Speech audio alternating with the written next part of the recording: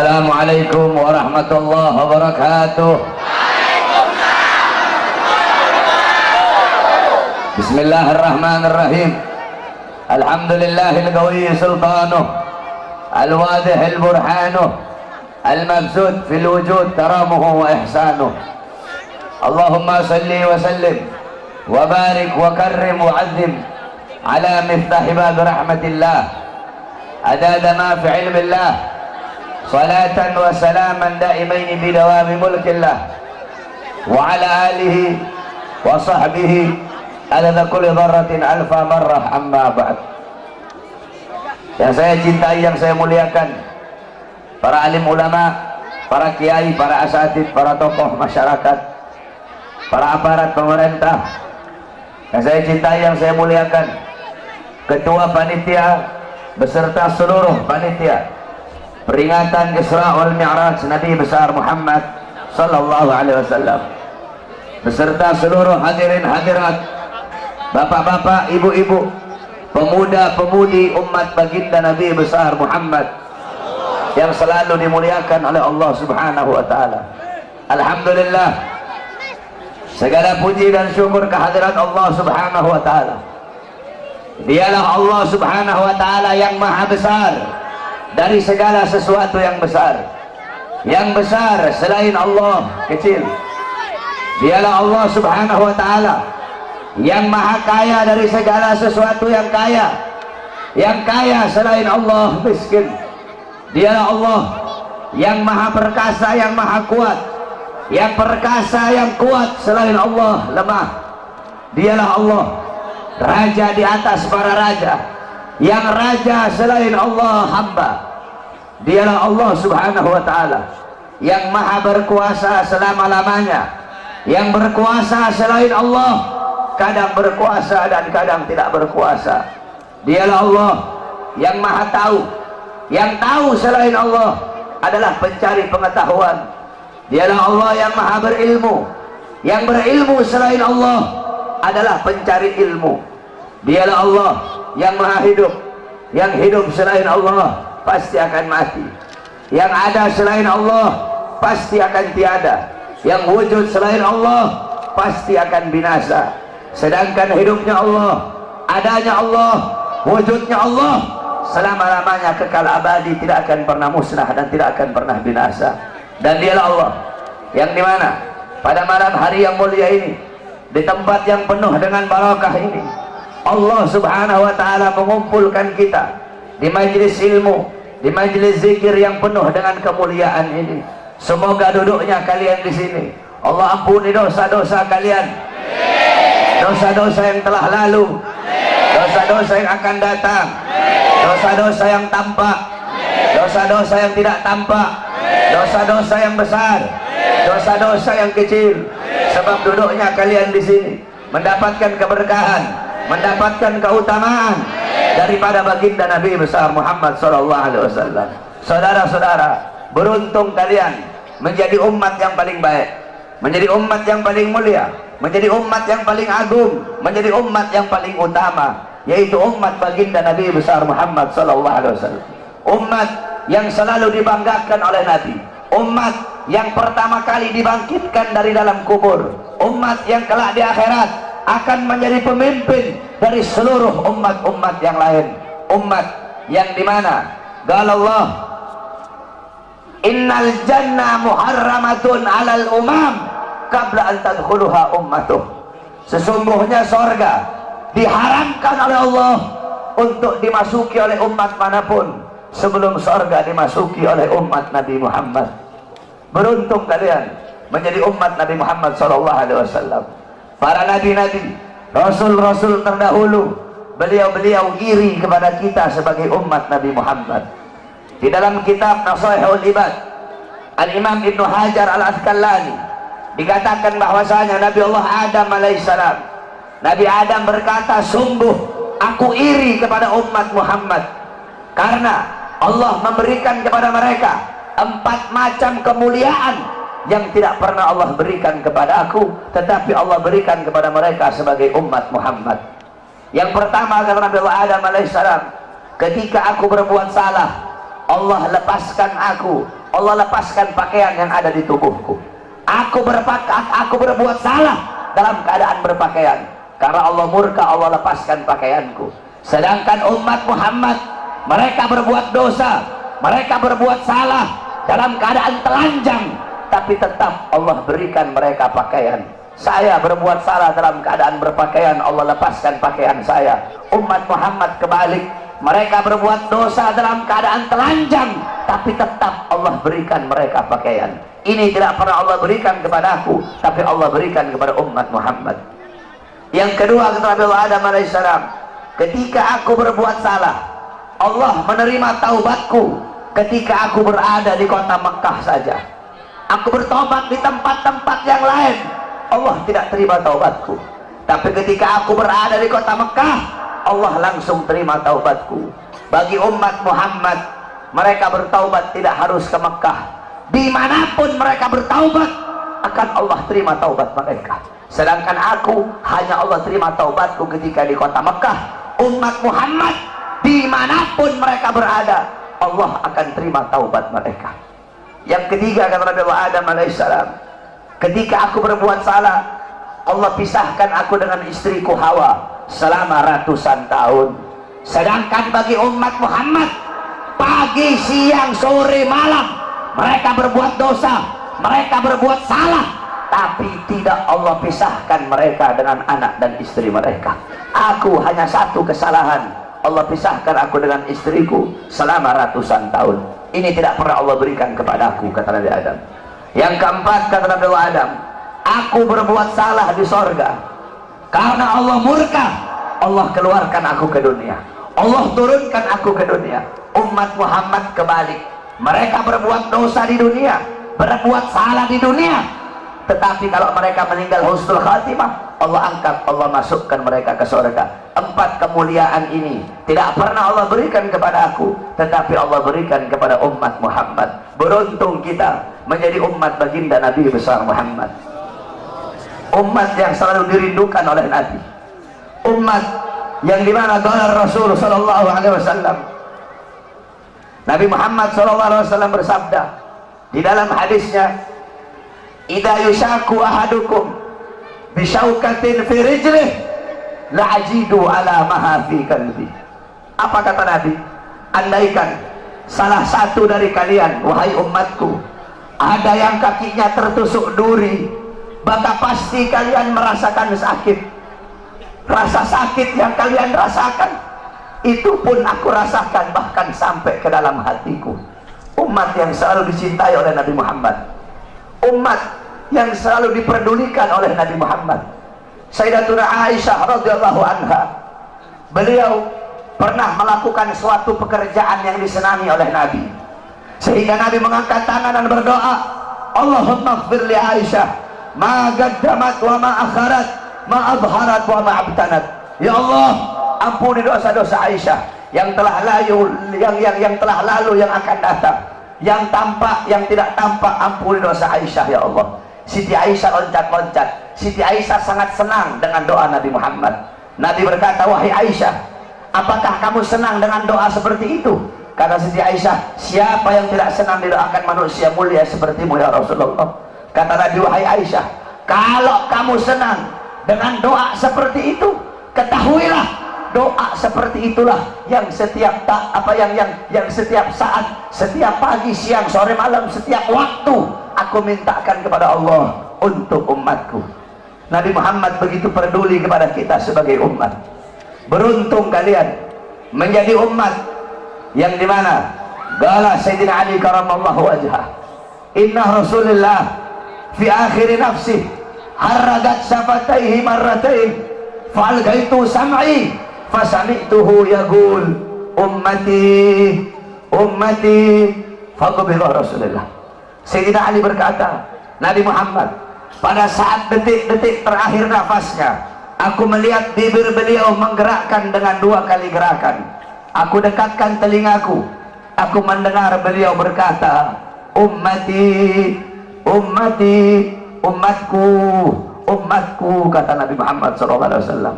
Bahkan pada saat detik-detik terakhir nafasnya, Nabi Muhammad masih memikirkan kalian sebagai umat. Ketika itu Nabi Muhammad terbaring sakit di kamar yang biasa beliau tiduri di rumah Sayyidatuna Aisyah radhiyallahu anha. Allah berkata kepada Jibril, wahai Jibril, turun kamu, sampaikan kepada Muhammad, aku berikan kepada dia dua pilihan. Apakah dia akan memilih aku atau dia memilih kehidupan dunia? Kalau dia memilih kehidupan dunia, akan aku panjangkan umurnya. Tapi kalau dia memilih aku, sampaikan kepadanya, pada hari ini akan datang ajalnya. Turun Jibril membawa firman tersebut. Kemudian Jibril menyampaikan, ya Rasulullah, Allah memberikan kepada kamu dua pilihan. Apakah engkau memilih Allah atau memilih dunia? Kalau engkau memilih Allah, pada hari ini akan datang kematianmu. Kalau kamu memilih dunia, Allah panjangkan umurmu. Apa kata Nabi Muhammad? Wahai Jibril, sudah tentu aku lebih memilih Allah. Bagiku kehidupan sebenarnya bukan dunia. Kehidupan sebenarnya bagiku ketika ruhku berpindah menghadap Allah subhanahu wa ta'ala. Pergi Jibril membawa kabar tersebut. Kemudian Allah memanggil Israel, wahai Israel, wahai pencabut nyawa, turunlah kamu ke dunia. Pasang muka yang paling bagus, pasang wajah yang paling bagus. Kamu akan mencabut nyawa makhluk yang paling mulia, yaitu Nabi Muhammad. Kamu cabut nyawa dia, itu pun kamu izin dulu kepada dia, mau tidak dia dicabut nyawanya. Kalau dia mau kamu cabut, kalau dia tidak mau kamu kembali kepadaku. Turun Israel membawa perintah Allah untuk mencabut nyawa baginda Nabi besar Muhammad. Israel berdiri di depan pintu rumahnya Nabi. Israel tidak berani langsung masuk rumahnya Nabi. Israel berdiri di depan pintu rumah Nabi Muhammad. Israel mengucapkan salam, assalamualaikum ya Rasulullah, assalamualaikum ya Habibullah, assalamualaikum ya Safiyullah. Pintu rumah dibuka oleh Sayyidatuna Fatimah. Sayyidatuna Fatimah putrinya Nabi membuka pintu rumah tersebut. Siti Fatimah berkata, siapa engkau? Apakah engkau tidak lihat ayahku sedang terbaring sakit? Israel menjawab, aku yang memisahkan anak dengan orang tua, aku yang memisahkan orang tua dengan anak, aku yang memisahkan suami dengan istri, aku yang memisahkan istri dengan suami, aku yang menjadikan anak-anak menjadi yatim, aku yang menjadikan istri-istri menjadi janda, aku yang meramaikan kuburan, aku pemisah antara kehidupan dan kematian. Aku adalah Israel. Allah memberikan mandat kepada aku untuk mencabut nyawa seluruh makhluk, dan aku datang ke sini untuk mencabut nyawa makhluk yang paling mulia, baginda Nabi besar Muhammad.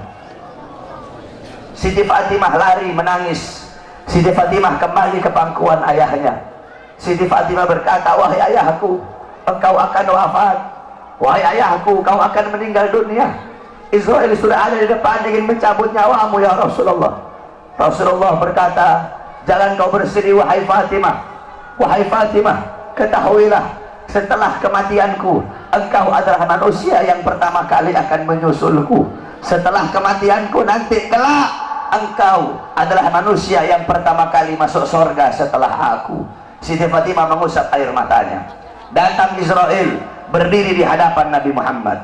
Israel berkata, ya Rasulullah, dengan segala kerendahan hatiku, aku datang kemari untuk mencabut nyawamu atas perintah Allah. Aku izin dulu kepadamu, apakah engkau mau dicabut nyawa? Kalau engkau mau, aku cabut. Kalau engkau tidak mau, aku kembali kepada Allah subhanahu wa ta'ala. Nabi Muhammad berkata, ya Jibril, wahai Jibril, aku belum puas meninggalkan umatku kalau belum diberi jaminan oleh Allah subhanahu wa ta'ala. Nabi Muhammad masih memikirkan nasib kita sebagai umat. Nabi Muhammad pergi menghadap apa? Jibril pergi menghadap Allah. Jibril berkata, ya Allah, kekasihmu Rasulullah meminta jaminan untuk umatnya. Apa kata Jibril? Ya Rasulullah, ya Allah, kekasihmu meminta jaminan untuk umatnya. Allah berkata, Allah berfirman, fa'auhallahu ta'ala ala Jibril, basyirhu ya Jibril, innahu awwalu nasin kharijun minal ardi idha bu'isu wa sayyiduhum idha jami'u fabasyirhu innal jannah muharramatun alal umam qabla an tadkhuluha ummatuh. Nabi Allah berkata kepada Jibril, wahai Jibril, sampaikan kepada kekasihku Muhammad, dia adalah manusia yang pertama kali akan aku bangkitkan dari dalam kubur. Dia adalah manusia yang menjadi pemimpin seluruh manusia di dunia dan akhirat. dia menjadi pemimpin kelak ketika hari kebangkitan, dan sampaikan kepadanya, jaminan dariku surga aku haramkan untuk dimasuki oleh umat manapun sebelum surga dimasuki oleh umatnya. Turun Jibril bawa wahyu tersebut. Rasulullah berkata, al-an qarrat aini, sekarang aku senang, sekarang aku puas, cabutlah nyawaku wahai Israel. Dicabut nyawa Nabi Muhammad SAW. Ketika dicabut nyawa Nabi Muhammad mendesah. Nabi Muhammad berkata, dicabut lagi nyawa Nabi Muhammad. Nabi Muhammad berkata, Nabi Muhammad merasakan sakit. Di sebelah kanannya Nabi ada sebuah cawan berisi air. Nabi Muhammad letakkan tangannya di cawan tersebut. Beliau usap air keringat yang keluar dari wajah beliau. Kemudian beliau berkata, wahai Israel, apakah seperti ini rasa sakit dicabut nyawa? Israel berkata, iya ya Rasulullah, seperti itulah rasa sakit dicabut nyawa. Nabi berkata, apakah rasa sakit seperti ini juga yang nanti bakal dialami oleh umatku? Apakah rasa sakit seperti ini yang nanti bakal umatku rasakan wahai Israel? Israel berkata, iya ya Rasulullah, rasa sakit seperti itulah yang nanti bakal dialami oleh umatmu. Rasa sakit seperti itulah yang nanti bakal dirasakan oleh umatmu. Mendengar itu Nabi Muhammad menangis. Nabi Muhammad mengangkat tangan. Doa terakhirnya Nabi Muhammad, harapan terakhirnya Nabi Muhammad, doa yang menutupi wafatnya Nabi Muhammad SAW. Beliau mengangkat tangan dan berdoa, Allahumma khaffif ala ummati fi sakaratil maut. Ya Allah, ringankanlah sakaratul maut umatku. Ya Allah, permudahkanlah sakaratul maut umatku. Aku nabi mereka, aku pemimpin mereka, aku penanggung jawab mereka ya Allah. Biar aku menanggung seluruh rasa sakit sakaratul maut umatku. Biar aku menanggung beban penderitaan rasa sakit mereka ya Allah. Umatku tidak akan kuat, mereka tidak akan sanggup ya Allah. Biar aku Muhammad menanggung rasa sakit sakaratul maut umatku. Apa yang telah kau lakukan untuk Nabi Muhammad? Apa yang telah kau korbankan untuk Nabi Muhammad? Nabi Muhammad berjuang untuk kalian. Nabi Muhammad menanggung rasa sakit sakratul maut kalian. Karena begitu cinta beliau kepada kalian sebagai umat. Saya dan kalian, kita tidak bisa membalas jasa-jasa Nabi Muhammad SAW. Sekalipun kalian merangkak dari rumah kalian menuju kuburnya Nabi Muhammad, kalian tidak akan bisa membalas jasa-jasa Nabi Muhammad SAW. Oleh karena itu saudara-saudaraku sekalian, setelah Nabi Muhammad wafat, banyak para sahabat-sahabat yang tidak kuat hidup. Ada sahabat yang berdoa, ya Allah, cabut kedua mataku. Untuk apa lagi aku melihat? Nabi sudah wafat, cabut kedua mataku. Aku tidak lagi mau melihat selain memandang wajahnya Nabi Muhammad. Ketika itu juga dia dibutakan oleh Allah Subhanahu wa Ta'ala. Ada yang angkat tangan, ya Allah, cabut nyawaku. Aku tidak lagi mau hidup. Untuk apa aku hidup? Nabi Muhammad sudah wafat, cabut nyawaku ya Allah. Ketika itu juga Allah cabut nyawanya. Kemudian ada seorang perempuan, ada seorang wanita, balat li Aisyah, ya Aisyah, ikshif li kabrin Nabi. Wahai Aisyah, bukakan untukku kuburnya Nabi Muhammad. Dibuka kuburnya Nabi oleh Siti Aisyah. Masuk ini perempuan, fabakat hatta matat. Wanita ini menangis depan kuburnya Nabi sampai dia mati saat itu juga. Ketika itu banyak para sahabat yang tidak ada lagi gairah hidup. Sayyidina Abu Bakar As-Siddiq radhiyallahu anhu. Kamu tahu Sayyidina Abu Bakar? Sayyidina Abu Bakar seorang sahabat yang sangat dekat dengan Nabi Muhammad. Para ulama mengatakan Sayyidina Abu Bakar As-Siddiq beliau wafat dengan dua sebab. Sayyidina Abu Bakar meninggal gara-gara dua sebab. Pertama sebab dohir, kedua sebab batin. Sebab dohirnya apa? Karena beliau pernah dikasih makanan yang ada racunnya, dimakan oleh beliau. Racun itu lama-lama menggerogoti kesehatan beliau. Itu sebab dohir. Sebab batin beliau meninggal, kenapa? Sebab batin beliau meninggal karena terlalu merindukan baginda Nabi besar Muhammad SAW. Istri beliau berkata, setiap kali Abu Bakar bangun dari tidur, pasti bantalnya beliau basah. Basah dengan apa? Basah dengan air mata kerinduan kepada baginda Nabi besar Muhammad. Kamu tahu, setelah Nabi Muhammad wafat, Sayyidina Abu Bakar As-Siddiq duduk kayak begini. Beliau duduk di pojokan sambil begini, sambil beliau bilang, andaikan Rasulullah ada di sampingku, andaikan Rasulullah ada di sisiku, sungguh aku merindukan sosok baginda Nabi besar Muhammad. Bilal ibn Rabah, muazzinnya Nabi, setelah Nabi wafat, Bilal pergi pindah, nggak mau lagi beliau tinggal di Madinah. Kenapa? Tidak kuat teringat kenangan bersama baginda Nabi besar Muhammad. Selama 2 tahun Bilal pindah ke Syam. Kemudian selama 2 tahun beliau di sana, tiba-tiba mimpi Nabi Muhammad. Nabi Muhammad berkata, wahai Bilal, datang kau berziarahlah kepada aku. Datang Bilal selama 2 tahun. Bilal datang ziarah di kuburnya Nabi Muhammad. Ketika Bilal ziarah di kuburnya Nabi Muhammad sambil menangis, tiba-tiba datang Sayyidina Umar bin Khattab. Sayyidina Umar berkata, wahai Bilal, kami sudah lama tidak mendengar suara azanmu. Maukah engkau azan untuk kami, wahai Bilal? Bilal menolak, Bilal tidak mau. Datang Sayyidina Abu Bakar As-Siddiq, wahai Bilal, kami sudah lama tidak mendengar suara azanmu. Maukah kau azan untuk kami, wahai Bilal? Apa kata Bilal? Wahai Abu Bakar, apakah dulu kamu membebaskan aku karena Allah atau karena dirimu?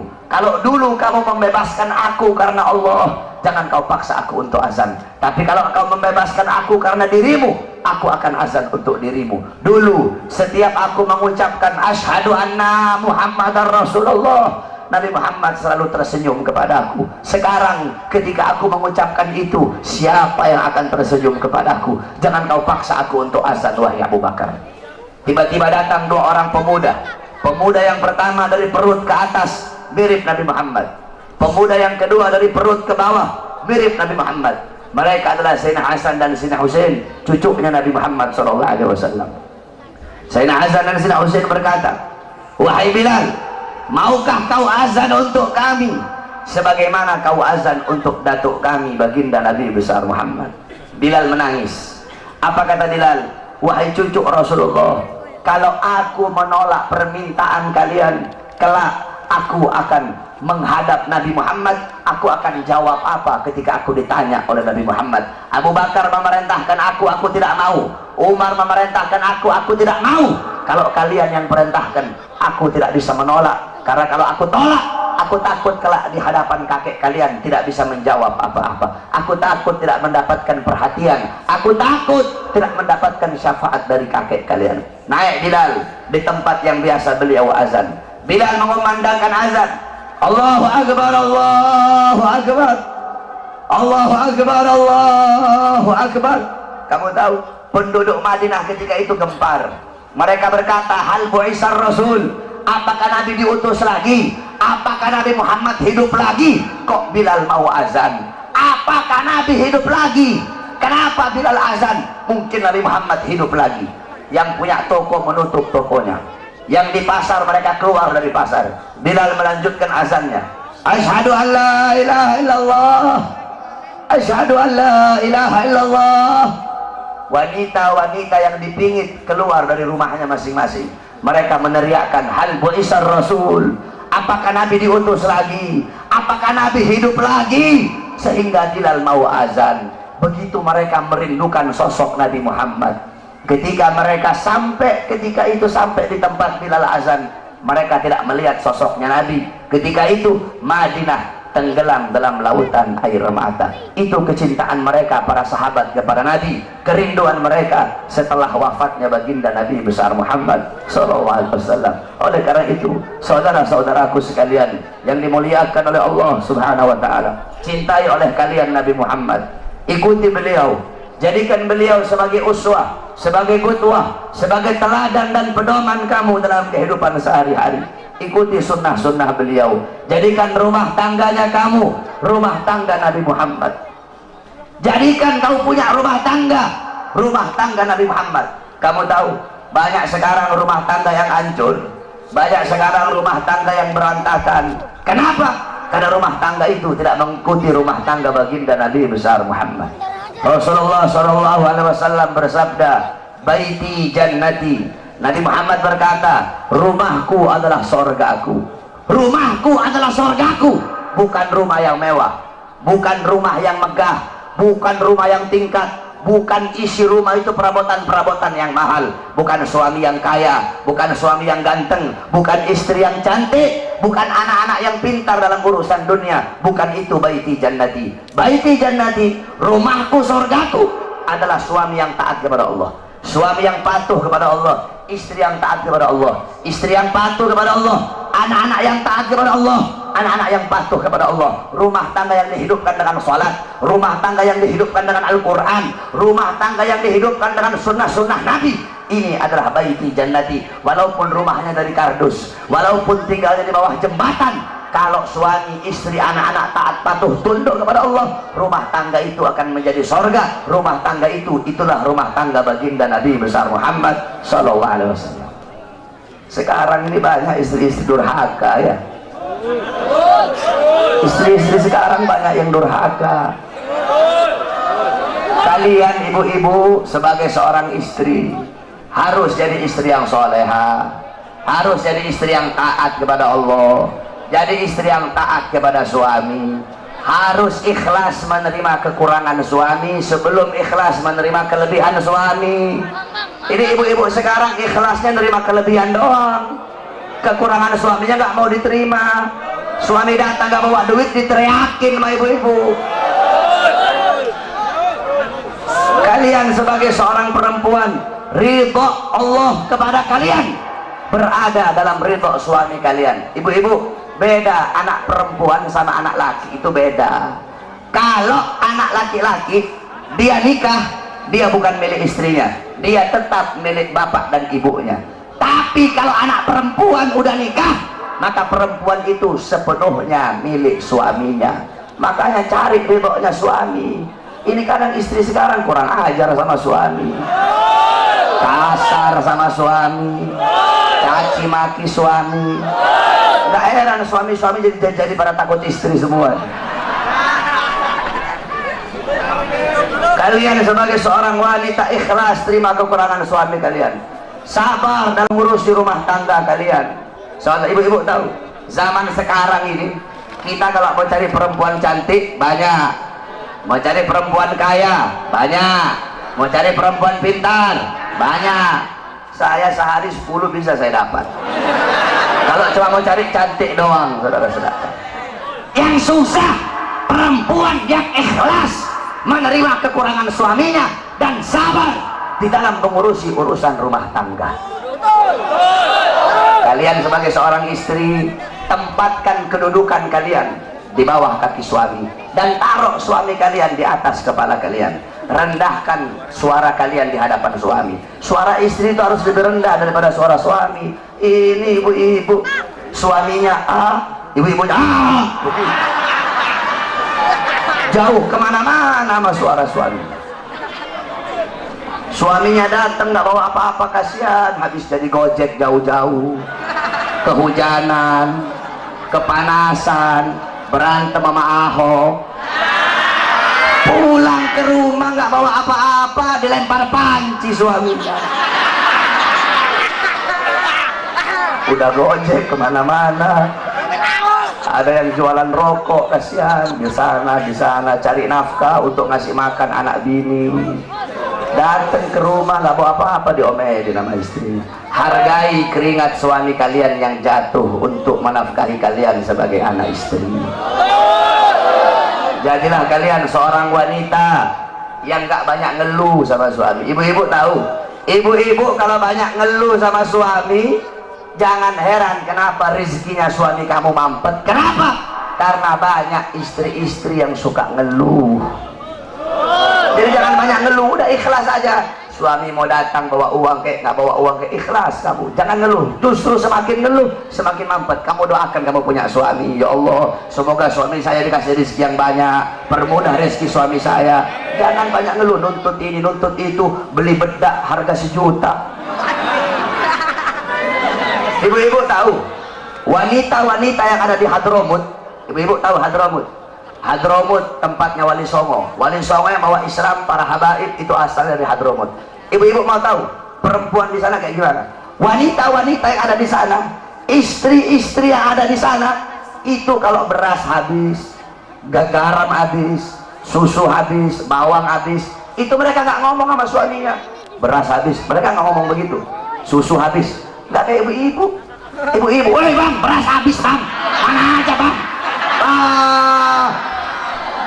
Terus perempuan di sana kalau beras habis gimana? Kalau beras habis nih ibu-ibu tiru mereka nih. Kalau beras habis, itu karungnya mereka taruh di tempat yang mencolok. Kalau susu habis, kalengnya mereka taruh di tempat yang mencolok. Jadi nanti dia suaminya tahu sendiri, oh udah habis beras. Kalau ibu-ibu dapat suami yang ngerti, kalau ibu-ibu dapat suami yang nggak ngerti, setahun nggak makan, itu beras udah habis tetap nggak bakal dia beli, walaupun ibu taruh depan pintu dia nggak tahu apa-apa. Jadi kalau dapat suami yang nggak ngerti, beras habis, ambil karungnya taruh di kepalanya, beras habis. Kalau suaminya ngerti, taruh tuh karung beras di depan. Jadi suaminya bangun tidur, ucek-ucek mata, oh udah habis beras, dia mandi, dia beli beras. Kalau ngerti, kalau nggak ngerti juga, ambil tuh karung, lagi tidur suaminya masukin dalam karung beras.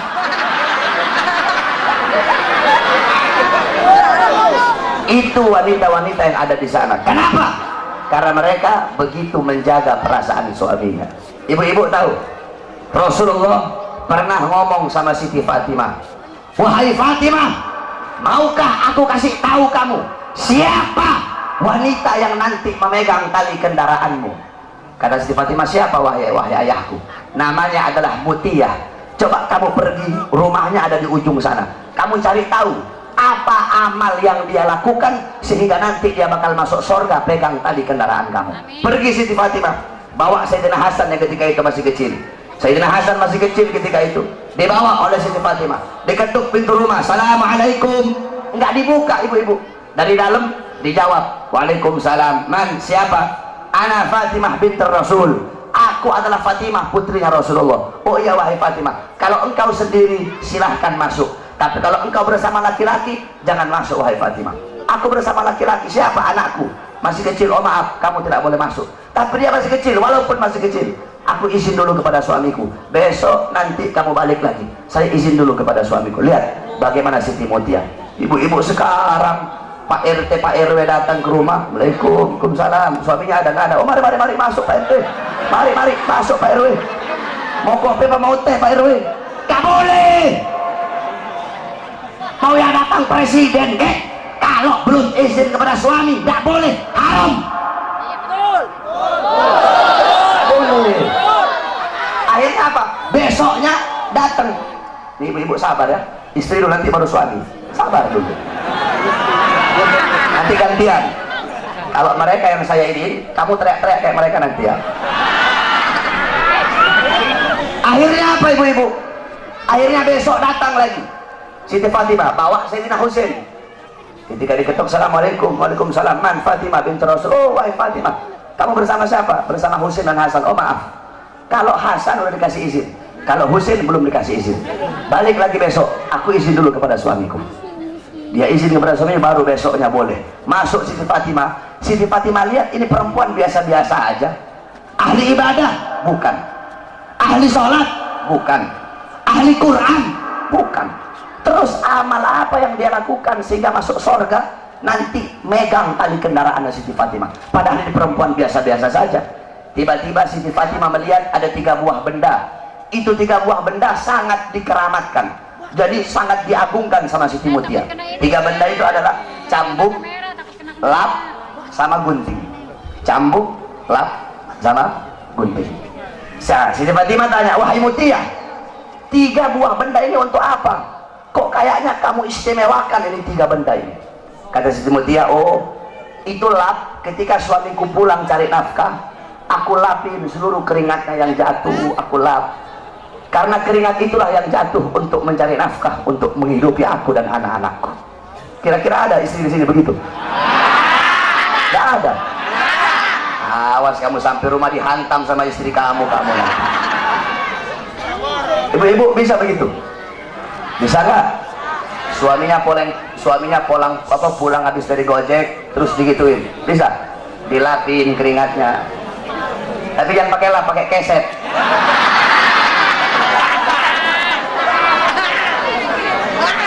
Itu yang pertama. Kemudian kata Siti Fatimah, terus ini cambuk untuk apa? Siti Mutia jawab, cambuk ini ketika suamiku aku sediakan makan, suamiku makan, ketika habis makan aku kasih cambuk. Wahai suamiku, kalau makanan ini tidak enak, aku rela, aku ridho engkau cambuk agar jadi pelajaran bagiku, biar besok bisa masak lebih enak lagi. Kamu lihat itu, ada ibu-ibu sini begitu. Istri kamu masak, kamu protes, ma keasinan mah, masak aja sendiri. Begitu ya, protes mulu. Masak istri sana, udah uang belanja kurang, banyak protes. Istri sekarang begitu tuh. Terus ini gunting terakhir, gunting ini untuk apa?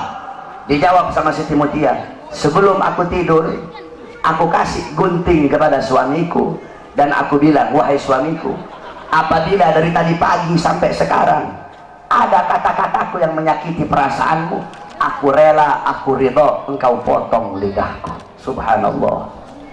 Ada, kamu cari gimana perempuan kayak begitu sekarang? Yang ada cabai-cabai syar'i sekarang banyak.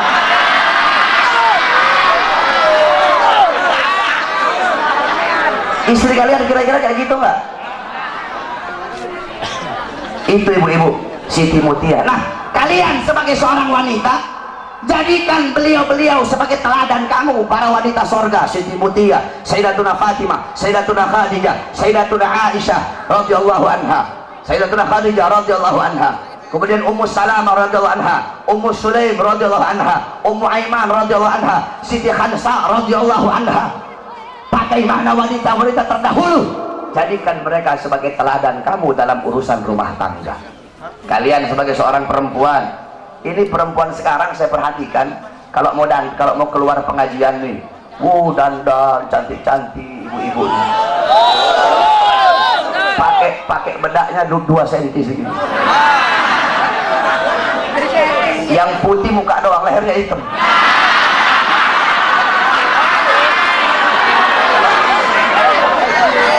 Kalau mau ke pengajian, dandan cantik-cantik. Mau pergi ke pasar, dandan cantik-cantik. Kalian sebagai seorang istri mempertontonkan kecantikan kalian untuk orang lain. Kalau mau keluar dandan cakep, acara Habib dandan cantik-cantik. Di dalam rumah mukanya kayak setan depan suami. Kalau kalian mau keluar, pakai wangi-wangian, biar orang tertarik kepada kalian. Dalam rumah bau curut. Ini istri sekarang begitu tuh. Betul. Tidak boleh ibu-ibu. Dandan kalian untuk suami kalian. Ibu-ibu tahu, perempuan-perempuan dulu itu mereka sampai mau tidur itu dandan. Biar kenapa? Biar bangun tidur cakep, rapi, suaminya lihat. Ini suaminya bangun tidur lihat istrinya tidur, Allah udah kayak gerantong begitu, rambutnya berantakan, kelihatan jeleknya. Oleh karena itu dandan kalian untuk suami kalian. Pertontonkan, percantikkan diri kalian itu di hadapan suami, bukan untuk orang lain. Jadikan beliau-beliau sebagai teladan kamu. Kemudian kalian sebagai seorang istri, kalian adalah muallimah, muaddibah, mudarrisah, pendidik, pengajar pertama bagi putra putri kalian. Bagus atau buruknya seorang anak tergantung daripada ibunya. Kenapa? Makanya Allah bilang di Al-Quran, hirsul lakum, perempuan-perempuan kalian adalah ladang bagi kalian. Kalian para laki-laki yang bercocok tanam, istri-istri kalian adalah ladang. Kalau kalian bercocok tanam di ladang yang baik, hasilnya bakal baik. Kalau kalian bercocok tanam di ladang yang kering kerontang, maka hasilnya bakal rusak. Nah, bejat atau tidaknya anak-anak kalian tergantung daripada istri-istri kalian. Oleh karena itu, seorang ibu, seorang istri harus bisa menjadi ibu yang baik bagi anak-anaknya. Ibu-ibu tahu, dulu di Hadramut, Al-Habib Ahmad bin Hasan Al-Abbas, beliau bilang, saya pernah menemukan catatan tangan seorang wanita dari Qabilah Al-Amudi. Itu wanita tulis dengan tangannya syarah kitab Minhaj Al-Imam Subki. Itu ada 6 jilid. Itu wanita tulis pakai tangannya, ada 6 jilid. Di akhir tulisan wanita itu bilang, tolong dikasih uzur, tolong kasih maaf kalau ada kata-kata yang salah dalam penulisan ini, karena aku menulis ini kitab dalam keadaan menyusui anak-anakku. Subhanallah. Coba kamu bayangkan, itu perempuan nulis kitab, nyusuin anaknya sambil ngarang kitab, sambil nulis kitab. Gak heran orang-orang di sana besar anak-anaknya ngarang kitab. Kenapa? Karena masih kecil ibunya nyusuin sambil bikin kitab. Ibu-ibu sekarang nyusuin anak sambil dengar dangdut. Akhirnya anaknya besar jadi tukang dangdut anak kamu. Perhatikan, kau punya anak-anak, jadilah kalian ibu yang baik bagi anak-anak kalian. Nah, terus kalian sebagai suami, kalian ngarep, beb, saya pengen punya istri seperti Siti Khadijah, beb, saya pengen punya istri seperti Siti Aisyah, beb, saya pengen punya istri seperti Siti Mutia. Kamu suami pengen punya istri seperti Siti Khadijah, maka kamu harus bisa menjadi sosok Nabi Muhammad. Kamu pengen punya istri seperti Siti Fatimah, maka kamu harus bisa menjadi sosok Sayyidina Ali. Pengen punya istri kayak Siti Khadijah, kelakuan kamu kayak Fir'aun. Bagaimana kamu mau dapat istri kayak Siti Khadijah? Kelakuan kamu kayak binatang, kelakuan kamu kayak Fir'aun, kelakuan kamu kayak setan sebagai suami. Terus kamu ngarep punya istri seperti Siti Khadijah. Mereka para istri adalah makmum, kalian adalah seorang imam. Baik buruknya istri tergantung dari kalian sebagai seorang imam. Ya ibu-ibu ya. Jadi bagus rusaknya anak tergantung dari seorang istri. Bagus rusaknya istri tergantung dari seorang suami. Makanya kalian didik istri-istri kalian. Kenapa saya ngomong istri-istri? Sebab kan dalam Islam boleh 2, 3, 4. Makanya saya ngomong istri-istri. Jangan mengharamkan sesuatu yang dihalalkan oleh Allah Subhanahu wa taala. Nah, terus apa namanya tadi? Jadilah kalian seorang suami yang memberi makan anak istri kalian dengan makanan yang halal, makanan yang baik, nafkah yang halal, nafkah yang baik. Jangan asal-asalan kalau ngasih makan anak istri itu. Jangan kasih makan anak istri kalian dari barang haram, dari nafkah yang haram, dari hasil nipu orang, dari hasil judi, dari hasil mencuri, dari hasil riba. Akhirnya tidak ada berkah bagi anak dan istri kalian. Jangan heran kenapa istri kalian melotot di hadapan kalian, kenapa istri kalian membantah perintah kalian, kenapa istri kalian caci maki kalian, kenapa anak-anak kalian jauh dari Allah, anak-anak kalian jauh dari agama. Karena kalian sebagai seorang suami memasukkan nafkah yang haram di dalam tubuh anak dan istri kalian. Kamu tahu doa Rasul, inna fil jasadi mudghatan idza saluhat saluhal jasadu kulluh wa idza fasadat fasadal jasadu kulluh ala wahyal qalb. Di dalam diri manusia ada segumpal daging. Kalau daging itu baik, baik seluruh anggota tubuh. Kalau daging itu rusak, maka rusak seluruh anggota tubuh. Ingat, daging itu adalah hati. Kalau hati itu tumbuh dari makanan, kalau kamu kasih makan anak istri kamu dari makanan yang baik, maka anak istri kamu akan jadi anak istri yang baik. Tapi kalau kamu kasih makan anak istri kamu dari barang yang haram, dari barang nafkah yang haram, jangan heran kalau anak istrimu melakukan sesuatu yang diharamkan oleh Allah Subhanahu wa taala. Dulu ada seorang wali besar, ulama besar, yaitu Al-Imam Haramain. Beliau dulu pernah ditanya, saudara-saudara. Beliau ditanya tentang satu permasalahan. Beliau nggak bisa jawab. Ketika beliau nggak bisa jawab, beliau bilang, mungkin saya tidak bisa jawab pertanyaan kamu gara-gara masih ada air susu yang tertinggal di tenggorokan saya. Maksudnya apa ada air susu yang tertinggal? Dulu saya waktu masih kecil, bapak saya sangat hati-hati memberi makan ibu saya ketika ibu saya sedang menyusui saya. Tiba-tiba ada seorang budak perempuan ambil saya. Itu budak susui saya tanpa sepengetahuan orang tua saya. Ketika ibu saya tahu, langsung saya diambil, dikasih kepada bapak saya. Bapak saya masukkan jari telunjuknya ke tenggorokan saya, mengeluarkan air susu budak tersebut. Karena itu adalah air susu yang subhat. Mungkin aku tidak bisa jawab pertanyaan kamu karena masih ada air susu yang tertinggal. Coba kamu lihat orang-orang dulu sampai segitunya berhati-hatinya mereka dalam memakan makanan yang subhat. Kamu tahu Al-Imam Hanafi. Imam Hanafi 7 tahun nggak pernah makan kambing. Kenapa 7 tahun nggak makan kambing? Semenjak ada kambing milik Baitul Mal di Kufah yang hilang, jadi Baitul Mal itu ada kambing. Ada orang nyumbang kambing di Baitul Mal. Itu kambing hilang. Ketika itu kambing hilang, Imam Hanafi nggak mau makan kambing. Kenapa? Takut kalau beliau makan kambing, ternyata kambing yang dimakan adalah kambing milik Baitul Mal di Kufah yang hilang tersebut. Beliau nanya sama tukang kambing, biasanya kambing itu usianya berapa tahun? 7 tahun ya Imam. Maka 7 tahun beliau tidak makan kambing sampai betul-betul yakin kalau kambing itu sudah mati, baru beliau mau berani makan kambing. Karena begitu hati-hatinya di dalam perkara yang syubhat. Al-Imam Nawawi, beliau nggak mau makan apel. Kenapa nggak mau makan apel? Karena apel di daerah beliau ditanam di lahan-lahan, di tanah-tanah milik pejabat.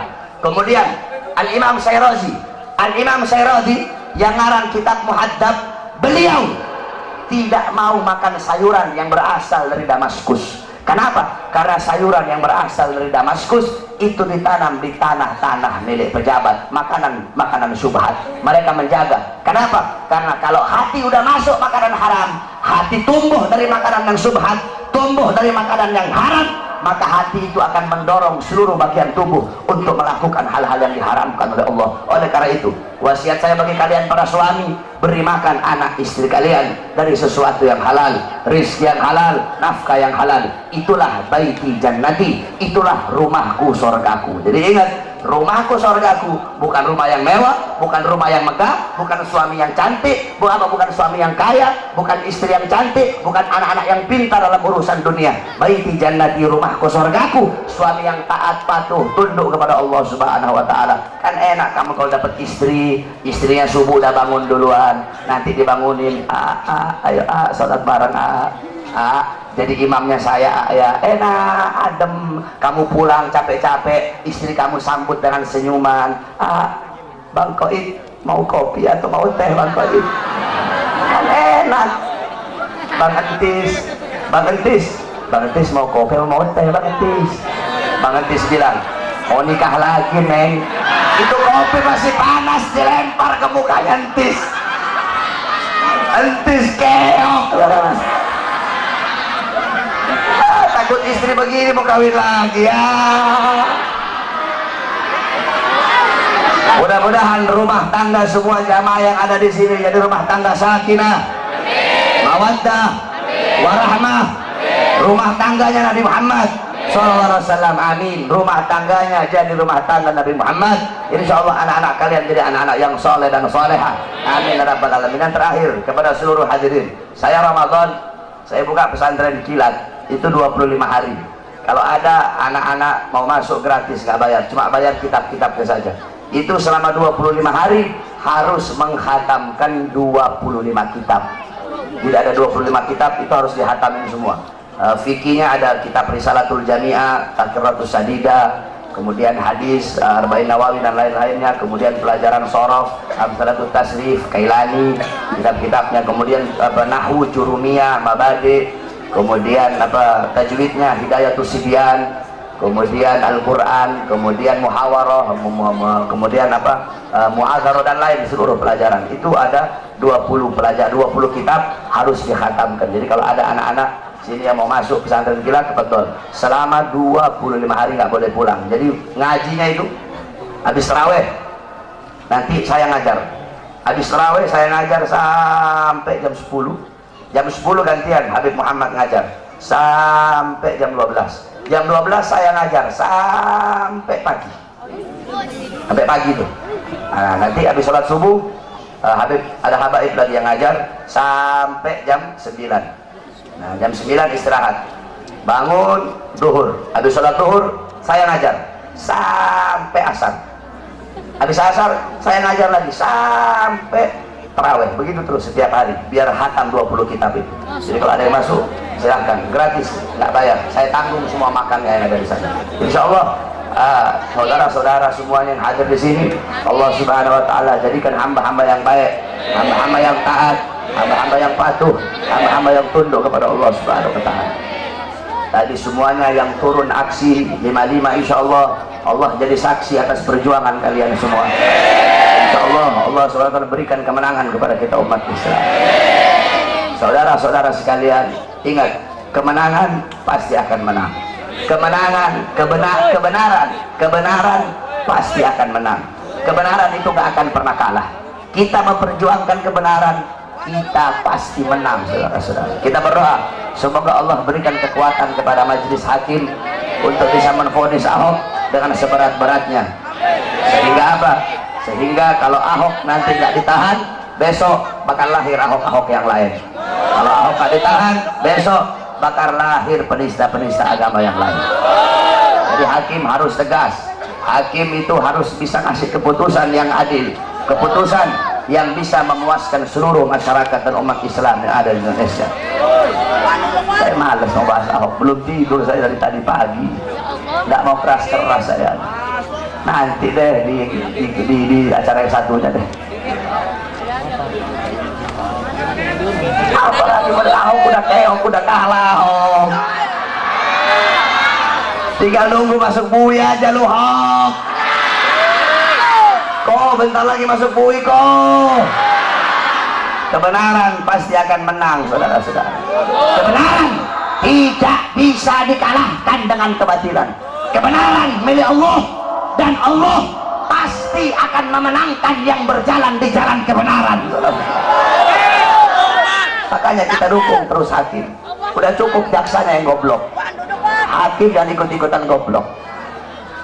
Kalian hukum, kalian para penegak hukum, kalian para penegak hukum, hukum harusnya tajam di atas, tajam di bawah, bukan tumpul di atas dan tajam di bawah. Tegakkan kebenaran, tegakkan keadilan kepada siapapun, yang benar-benar, yang salah-salah. Ini para penegak hukum, Pak Polisi, hakim, jaksa, congornya kan suka ngomong, ini negara hukum ini. FPI jangan anarkis FPI. Ini negara hukum. Jangan main hakim sendiri ya. Negara hukum ini. Congor kalian ngomong negara hukum, tapi justru kalian yang mengkhianati dan menodai hukum itu sendiri, saudara-saudara. Cukup sudah, kami demo berkali-kali. Insya Allah demo tadi kita itu, insya Allah Allah lihat dan Allah berikan kekuatan kepada hati. Kita masih percayakan, tadi demo damai, kita masih percayakan kepada hakim. Untung tadi saya nggak orasi. Kalau saya orasi tadi bahaya kalau saya pegang mic. Makanya jangan sampai deh saya orasi. Kalau saya udah orasi, udah nggak ada kata lain, serbu. Nggak boleh. Kita harus tunggu komando dari Al-Imam Al-Habib Rizik bin Syihab. Makanya saya nggak mau orasi, nggak mau pegang mic, takut saya.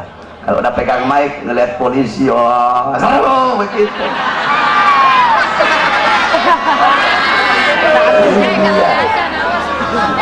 Oleh karena itu, kita berikan kepada hakim, kita masih sabar. Makanya hakim kalian harus adil, tegakkan kebenaran. Kalau sampai hilang kepercayaan kami kepada kalian sebagai para penegak hukum, maka jangan salahkan kami kalau kami hukum Ahok dengan cara kami sendiri, saudara. Kami para pemuda-pemudi akan cari Ahok sampai ke lubang sebut, kami bantai dia kalau sampai bebas, saudara. Musuh kita bukan polisi, musuh kita bukan tentara, musuh kita bukan presiden, musuh kita bukan Cina, musuh kita bukan Kristen, musuh kita bukan Buddha, musuh kita bukan Hindu, musuh kita Ahok, penista agama, Ahok, penista Quran, itu musuh kita. Maka siapapun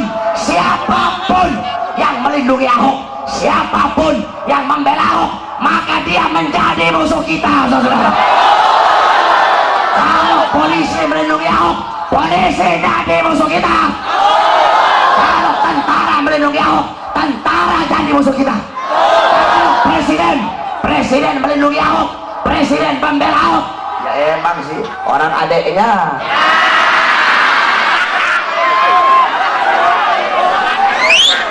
Adeknya nyusunya kan bareng-bareng sama Banteng.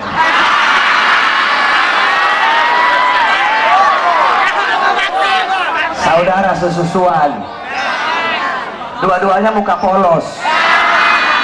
Muka polos otak iblis. Banyak di sini muka polos otaknya iblis nih. Mukanya polos, otaknya otak bangsat. Kalau presiden melindungi Ahok, membela Ahok, presiden jadi musuh rakyat, presiden jadi musuh kita umat Islam, dan akan kita lanjutkan. Makanya demi keutuhan NKRI, demi keutuhan Bhinneka Tunggal Ika, demi keutuhan bangsa, tangkap Ahok, penjarakan Ahok, hukum Ahok dan selanjutnya. Allahu Akbar.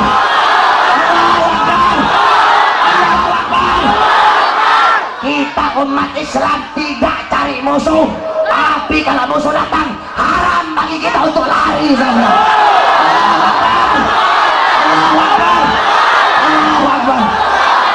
Allahumma balikna fi Sya'ban wa balikna Ramadan. Allahumma balikna fi Sya'ban wa balikna Ramadan. Allahumma balikna fi Sya'ban wa balikna Ramadan. Wa sallallahu alaihi wasallam Muhammad wa ala alihi washabbihi wa barik wa sallam. Alhamdulillahi rabbil alamin. Wal 'afwu minkum. Wassalamu alaikum warahmatullahi wabarakatuh. Saudara-saudara, oh stop, jangan ada yang balik dulu. Mari sama-sama kita bersalawat kepada Nabi Muhammad. Hafal salawat yang baru. Hafal ya yang baru ya. Nah, kita qasidah sambil kita mengeluarkan harta kita dari jalan Allah Subhanahu wa taala. Ya. Keluarkan harta kita dari jalan Allah Subhanahu wa taala.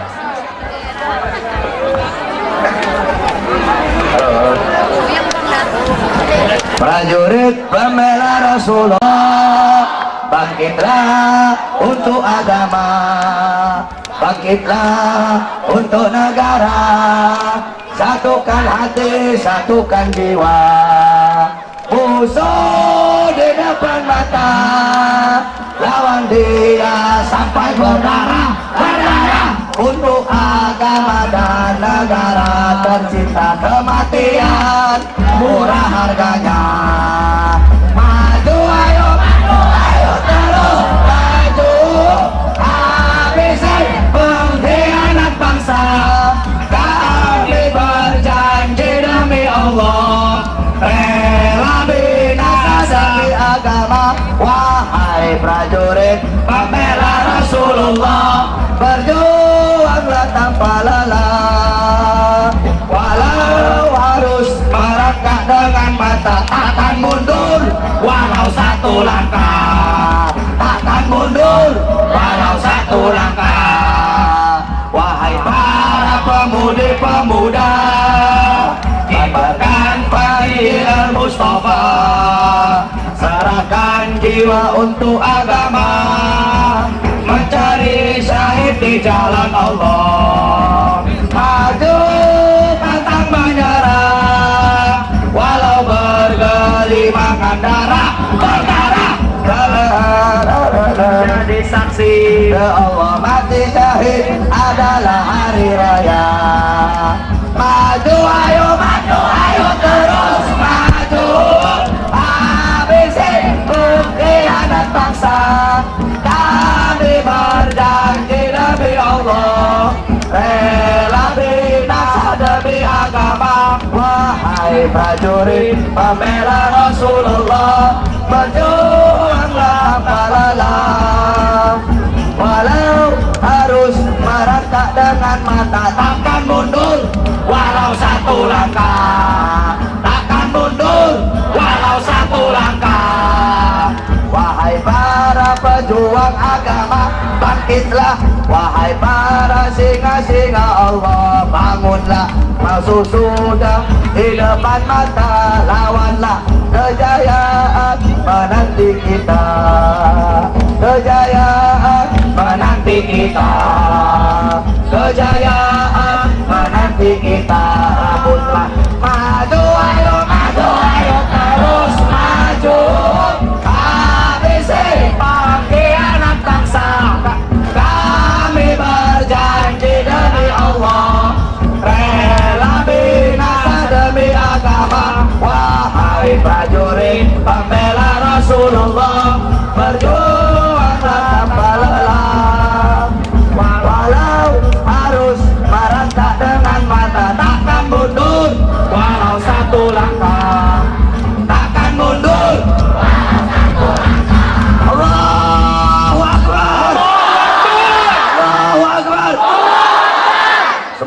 berikan panjang umur kepada guru kita Al-Habib Rizik bin Husain bin Syihab. Semoga Allah panjangkan umur beliau.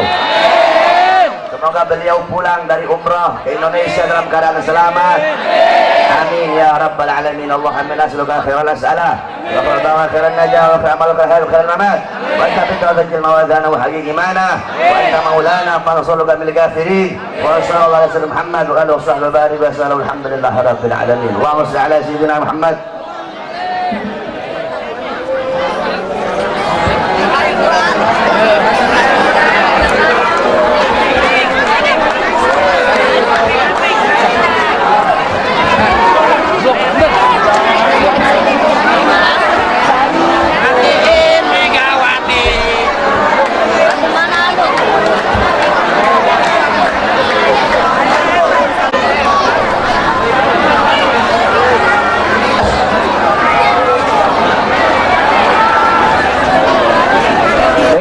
Acara telah sama-sama kita laksanakan. Tadi juga telah ditutup dengan doa. Untuk itu, dengan berakhirnya acara di agenda ini, maka acara ini telah selesai dengan baik. Kami selaku panitia memohon maaf sebesar-besarnya jika ada kekurangan. Wallahul muwaffiq ila aqwamit thoriq. Hasbunallah wa ni'mal wakil, ni'mal maula wa ni'mal nasir. Nasrullah wa fathun qarib. Assalamualaikum warahmatullahi ta'ala wabarakatuh. La ilaha illallah, subhanallah, walhamdulillah, la ilaha illallah, Allah ya